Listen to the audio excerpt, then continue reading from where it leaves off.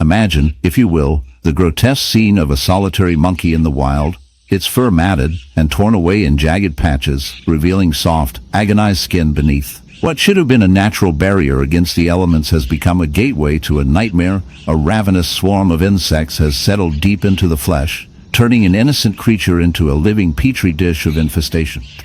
This is not a fictional horror show, but a stark reality played out in the animal kingdom, where parasites and their hosts are locked in an evolutionary arms race, often with brutal consequences. As we draw closer, the severity of the wound becomes undeniable. The skin is raw and ulcerated, red, and oozing with fluid that glistens like a sickly mirror in the sunlight.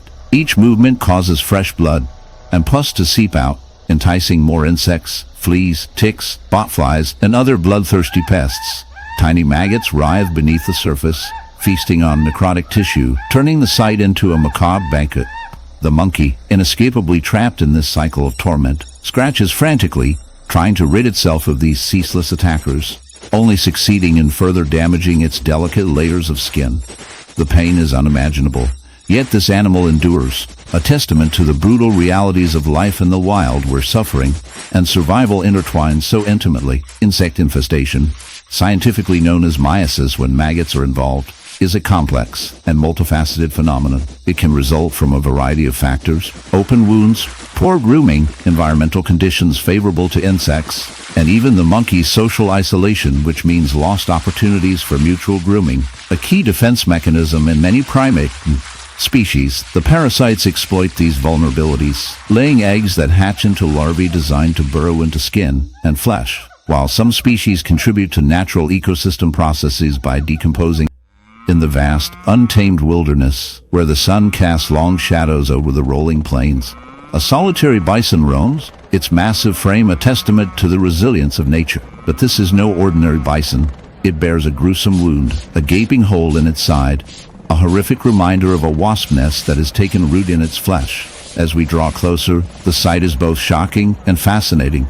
The wound, a dark, festering cavity, is alive with the movement of wasps, their bodies writhing in a chaotic dance of survival. This is not merely a battle for dominance. It is a grotesque intersection of life and death, a visceral reminder of nature's brutal reality. The wasps, relentless in their pursuit of a suitable home, have found an unwitting host in this bison. They burrow into the soft tissue, laying their eggs within the warm confines of the animal's body. As the larvae hatch, they feast on the bison's flesh, creating a grotesque symbiosis that is both horrifying and scientifically fascinating.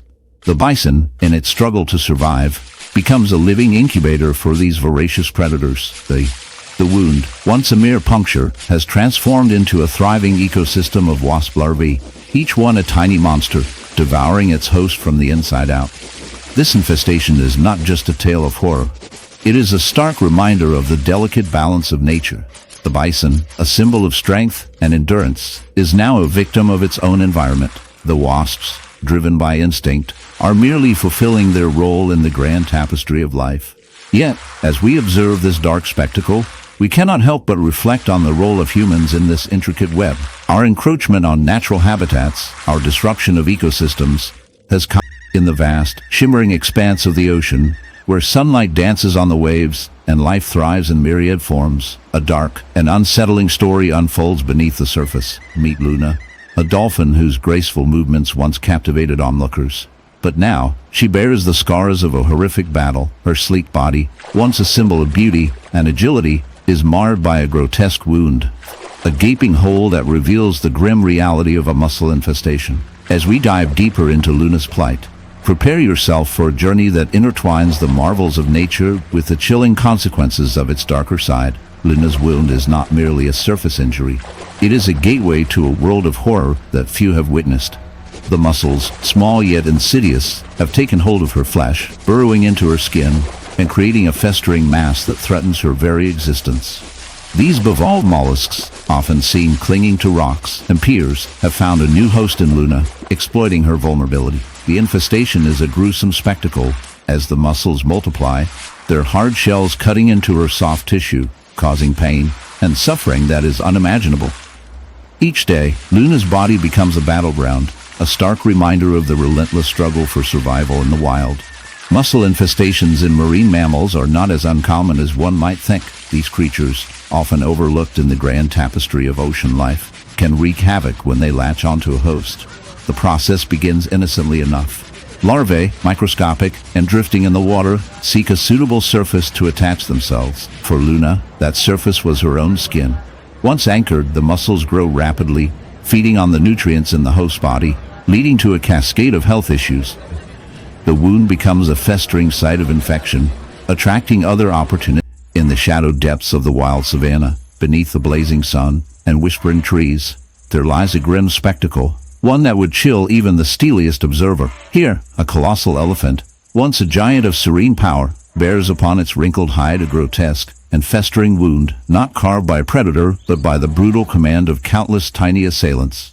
This is no ordinary injury. It is a hive, a buzzing, seething prison of madness maliciously thrust upon the pachyderm's flesh.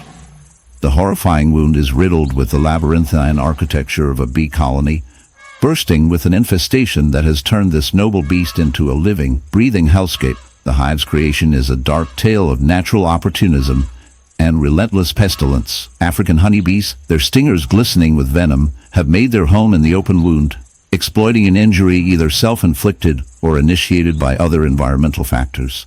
The wound, already raw and festering, provides a perfect cavity for the bees to swarm and propagate. Their tiny bodies swarm in a maddening frenzy, constructing honeycomb cells from wax secreted by their own bodies, cementing their colony directly into the elephant's flesh.